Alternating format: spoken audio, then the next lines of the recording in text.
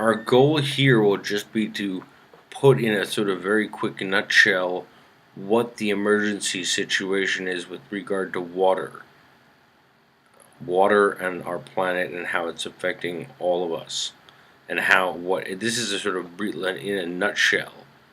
What's the issue? Is it, someone would ask who's resistant to, things that sound like they're part of the environmental movement or something.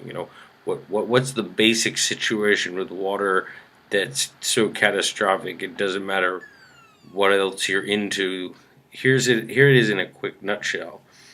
Right? So something alarming is happening, which is that the entire planet and everyone who lives on it is actually now running out of water. They're running out of water. Polluting and diverting it, and having transnational corporations whose methods of agriculture are so water intensive that they're actually the ones wasting 70% of the water that's vanishing, and the Earth's normal cycle of replenishing water can't keep up with it. That means that every single day, the demand for fresh water outpaces its availability. That means that thousands and thousands of people lose access to drinking water. That's going on in the global south, but has also come here. Okay? The political and economic impacts of this kind of water scarcity have happened so fast that it's not just destabilized the environment. A great amount of violent conflict between groups who live where there's water have started to take place. Why is this happening? Well, here's the thing.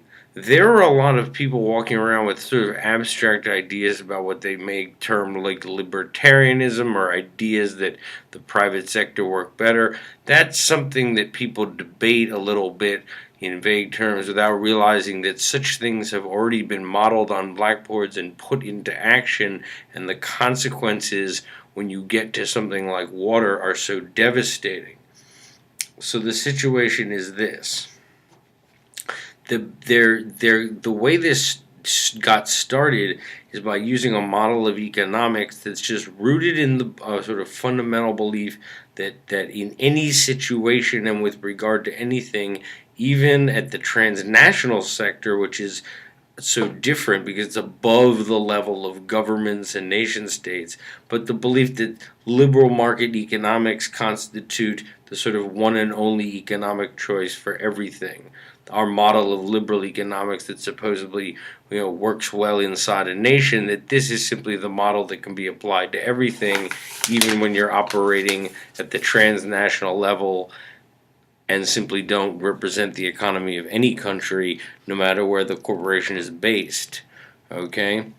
These type of individuals that operate at that level, which is above all national economies and governments, do meet at what's called the World Water Forum in The Hague, and they formed a kind of water consortium. What they've gotten the institutions like the IMF to do is to aggressively take over management of public water services all over the world, based on the idea that it's scarce and they're going to need to manage it by privatizing it. And then there's a price on it. People can't afford to get water, which is something new. And at the same time, what's happening with many of these trade agreements that goes unmentioned, free trade isn't particularly good for trade. Trade's in decline. But what's happening is that governments, when they sign these trade agreements, are signing away their nation's control over their domestic water supplies to transnational capital formations.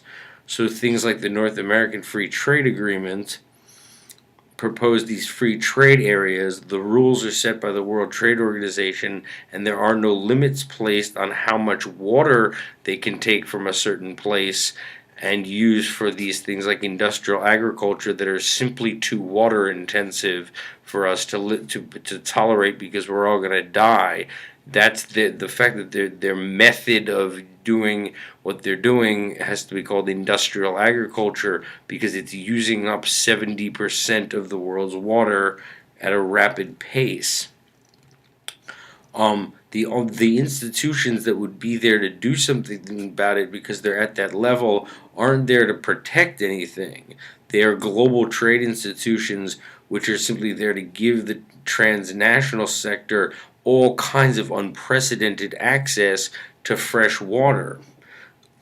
They also allow for transnational capital formations to sue entire governments if they block them from using their water, which they're using in these type of agricultural practices that are simply too dangerous in regard to how much water they use. The reasons for that are very real, and we could go into them, but it's not important. It's a model of doing things that uses up water too fast, but the trade agreements have given them total access to a whole nation's water supplies.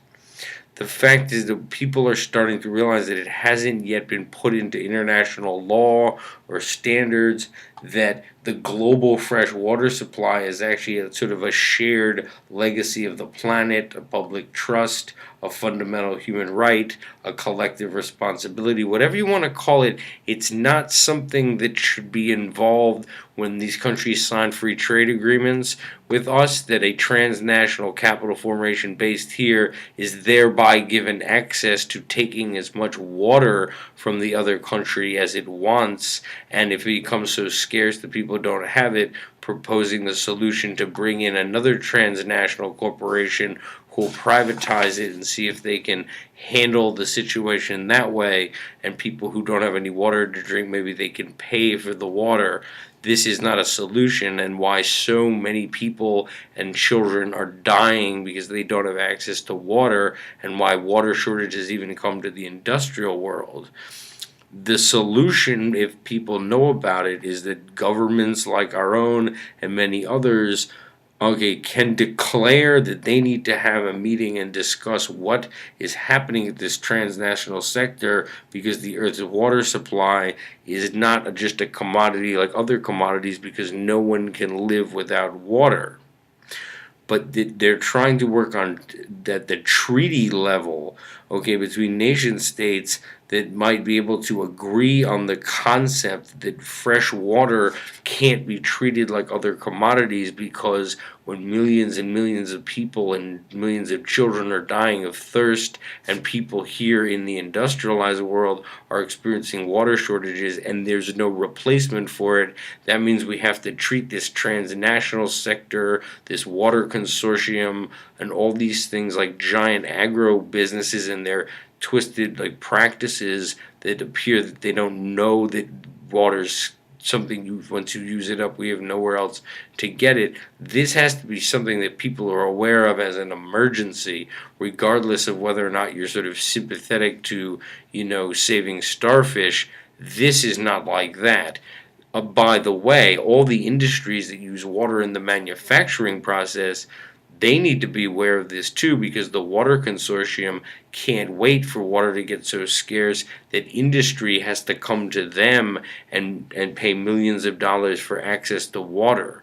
We're headed in a direction that even right now it's catastrophic, but we can't let it go any further. But the population has to become aware of it, regardless of their interest in other so-called environmental issues.